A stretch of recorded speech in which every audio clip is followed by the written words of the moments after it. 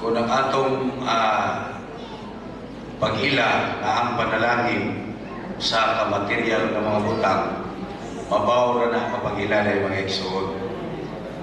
Kay si Kristo man mismo mao ang atong panalangin. Mao nga makaila kita ni Kristo nga mao'y tinuod nga panalangin mga igsoon.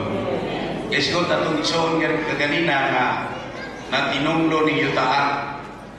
Mao nga alam nato kung wala tay Kristo, bisan pa siguro adto ta sa Israel magpuyo, wa gyapon tay panalangin.